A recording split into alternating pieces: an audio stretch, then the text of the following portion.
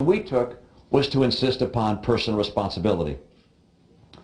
Now let me tell you for just a moment about why it is that we decided to go ahead and put in place our plan. First of all, I'll note that about 94% of our population in my state was insured before we put this plan in place.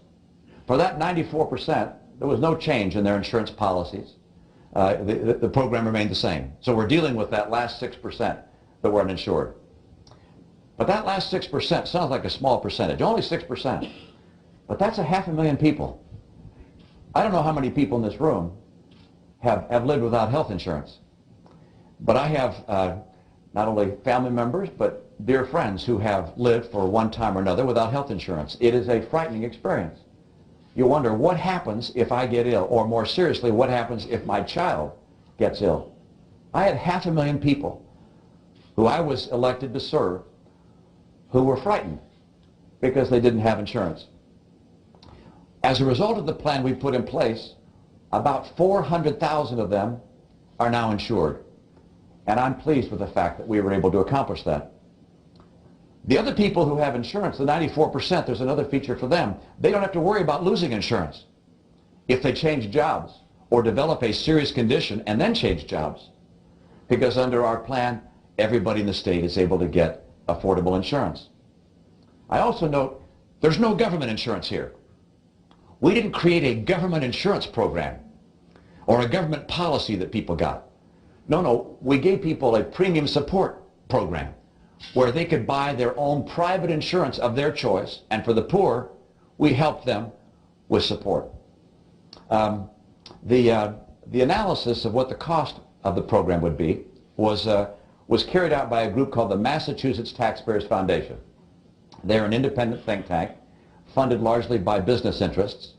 They looked at the Massachusetts healthcare system after reform, and they concluded this, that the cost of the system is relatively modest, and that it costs less than 1% per year of the state budget.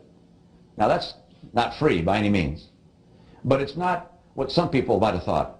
Some people might think, oh, did this thing cost half your state budget? A quarter of your state budget? 10% of your state budget? No, it costs less than 1% of the state budget. And by the way, I think that's too much. If I were governor, I'd get it down to 0. Because don't forget, we were already paying for people who are getting free care. I wanted to limit how much we were going to pay in the future to that amount that we had already been paying. All these things we did without a tax increase. Now I know that with that summary about what we did and its differences with President Obama's plan, that explanation is not going to satisfy everybody. And I respect the views of those who think that we took the wrong course and who think we should have taken a different course. I also recognize that a lot of pundits around the nation are saying that I should just stand up and say this whole thing was a mistake, that it was just a boneheaded idea, and I should just admit it. It was a mistake and walk away from it. And I presume that a lot of folks would conclude that if I did that, that'd be good for me politically. But there's only one problem with that. It wouldn't be honest. I, in fact, did what I believed was right for the people of my state. And I'm going to describe for you now what I think would be right for the people of the United States, which is quite a different plan. Now, I'm going to turn to repeal and replace. And go back to the question again, why repeal? I told you some of the things I didn't like about the President's plan. Let me give you some more. And I'm going to start with just an overview again of our healthcare system. And I know we have doctors and professionals in the medical community here, so you'd probably elaborate on this, but just a couple of thoughts. There's some major advantages of our healthcare system relative to those in other nations in the world. I believe we have the highest quality healthcare in the world. We provide to our consumers an extraordinary level of choice and freedom. We attract to the profession the best and brightest from among our population, and we're the most innovative place in the world for medical technologies and drugs and instruments and devices and so forth. We do, however, have some disadvantages in our system. It is a high-cost system. It does not have, by and large, portable insurance. People are worried that they might lose their insurance if they change jobs. We have about 50 million people that don't have coverage. And when I say tax discrimination, what I'm referring to there is that individuals that want to buy insurance on their own are treated differently under our tax code than people working for a big company where the company buys the insurance for them. That's tax discrimination. Now, unfortunately, the president's plan, at least in my view, detracts from some of the best things in the American healthcare system. It hurts the quality of healthcare by having healthcare more dominated by government. It also reduces consumer choice by having government play a bigger role in deciding what insurance you can get and what will be covered under your insurance. It repels the best and brightest.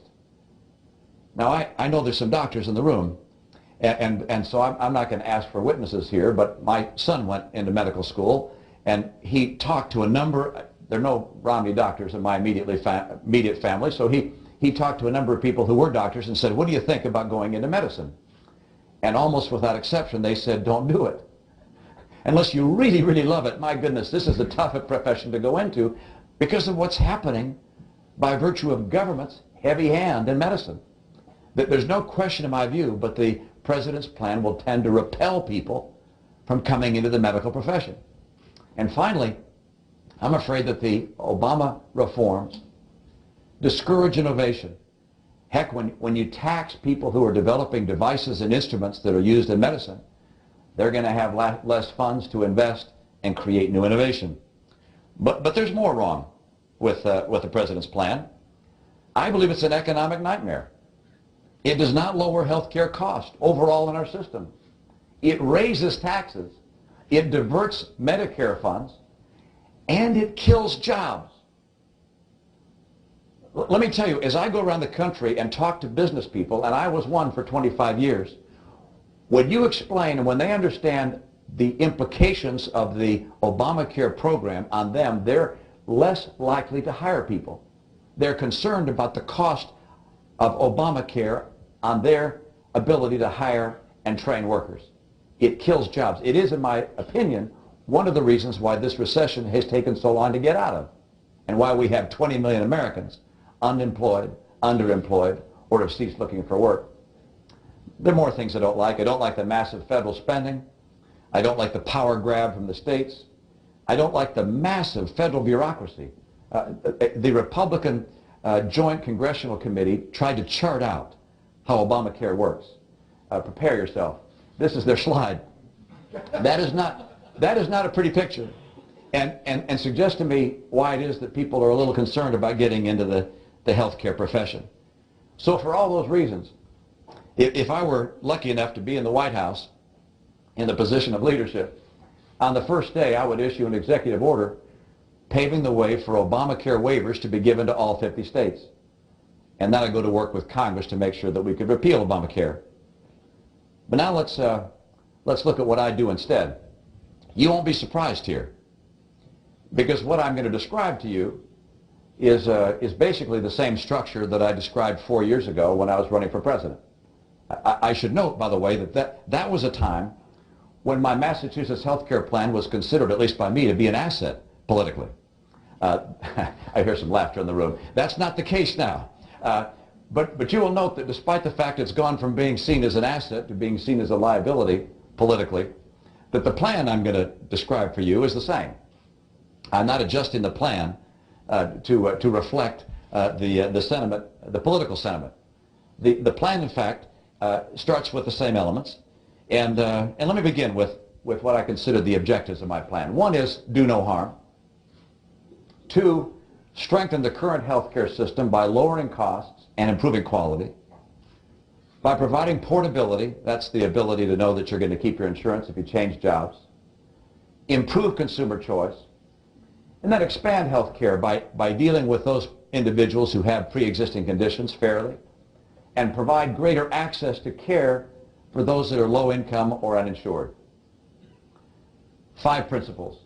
Restore states to leadership, empower individuals to purchase their own insurance, focus our federal regulation as opposed to making it overbroad and over-bureaucratic, reform our medical liability system, and introduce market forces to health care to the extent possible, one by one. Restore to the states the responsibility and the resources to care for their own poor, their own uninsured, and their chronically ill. The state is the best place to determine who's